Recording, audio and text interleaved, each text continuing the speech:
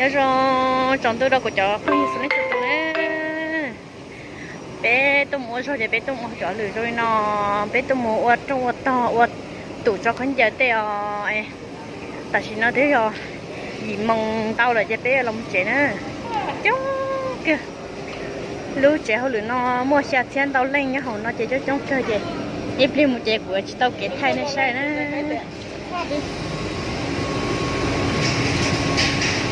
còn tên nào cũng đi trẻ hồi lửa ta nữa đây anh tại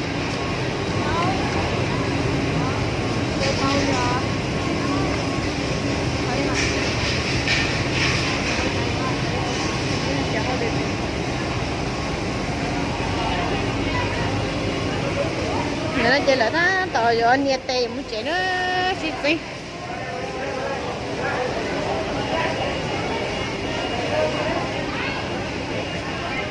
còn đây mà cái này chống chập lời nữa cha xe nó tụi này cái chống chập lời đi nữa chỉ có thể YouTube luôn một tửa cái này cho một nó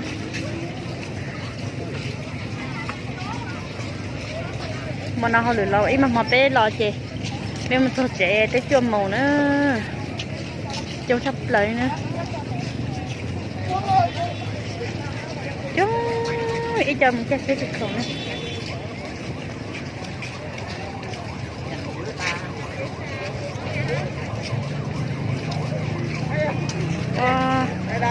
giờ mới lưu xe tôi chuyển sự tôi tỏ cái này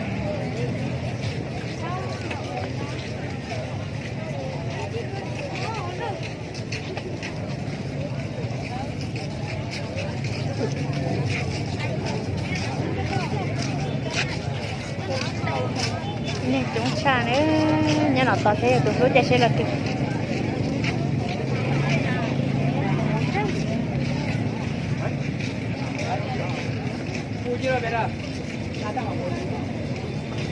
vô cha nè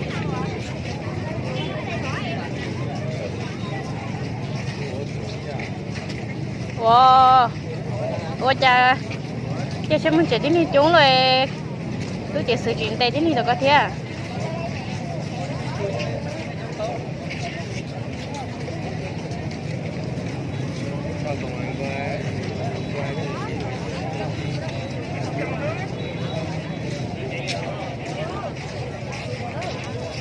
chứ mà chỗ sắp tới là xe tà nữa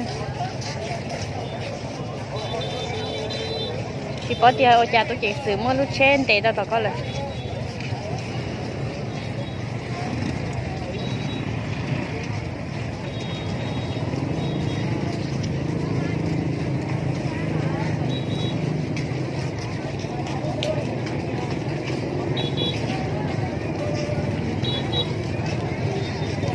mà chúng chờ là chúng ta ta đi nè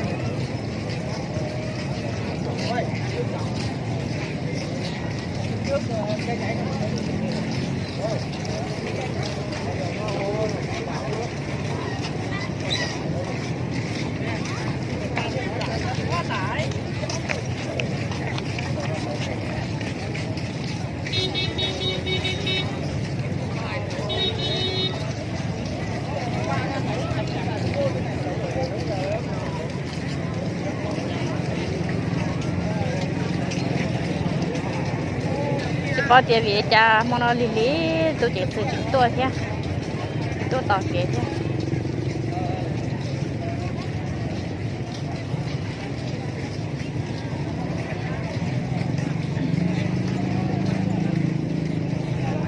thế trong thầu đấy có tay để mình chạy đó giờ muốn tay muốn tao nó tao của tôi lúc rồi chúng ta tới nó chạy rồi này nó là vui rồi cái nào là tôi chốt chấm rồi nhẹ rồi nhẹ để nó tọt xe nữa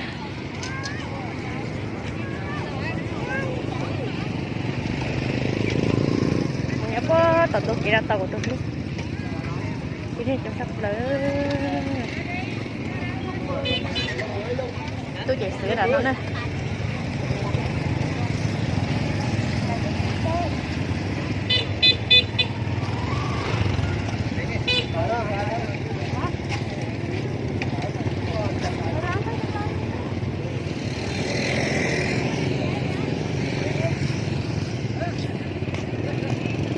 tôi chạy sữa tao có tao đây cho tôi tháo một cá lỡ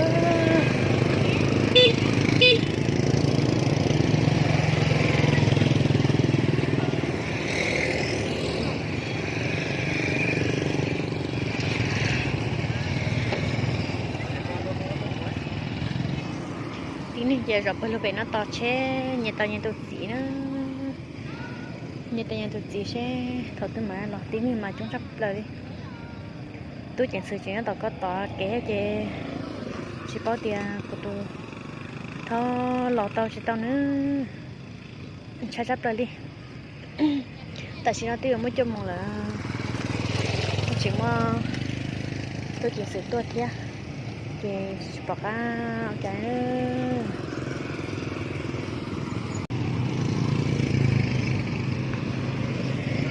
tên chuyện rồi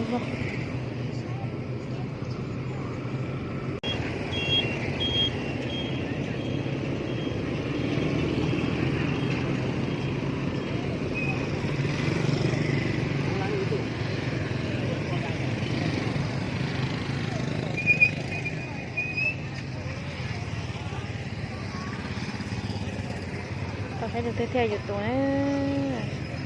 tên liêm hoặc là tên còn lại chứ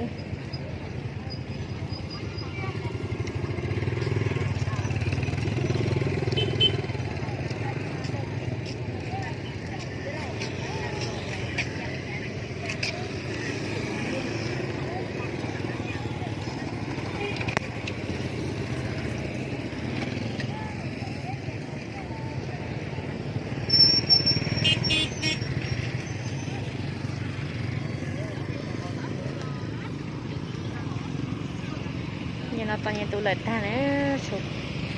xe quá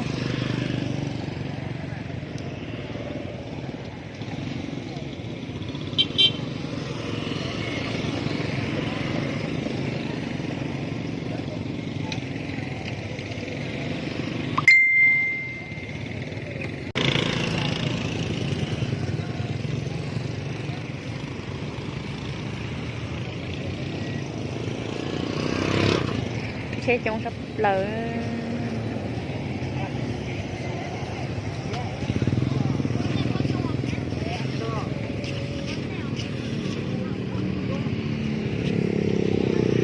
tôi tháo chỉ muốn mỏ để cho nên tôi cả lọt chế đó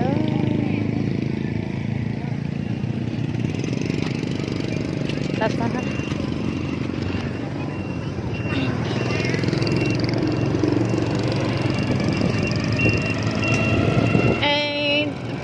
lắc hả? Được. Nhớ kia được cũng à? Dạ. Có lò còn ăn nữa nha. Chị ơi, có ăn chốt chốt chờ cơ. Ê, có thể lúc chết để được là cái ít tuổi để chết được cái chết được cái lúc chết nhau có phải được cái rồi. Chắc tụi giờ có chết nha. Nó không là cái chuột nữa trên nó thì tiền đi có hải nữa lúc trước nó chả tí mình đã tầm họ lửa lại cho chút cái đi nhưng tụi nó chè cũng họ lửa nha mua cho chè mua rau cái chè là chỉ cố có sẵn tông này chè thay chỉ tao bé giỏi họ lửa bé ô tô này xả đi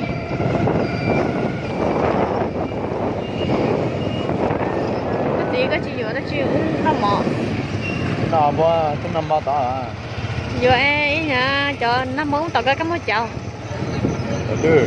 À chị. Sợ đó, sợ dân dòng về chè nữa, dòng về chè lại bị.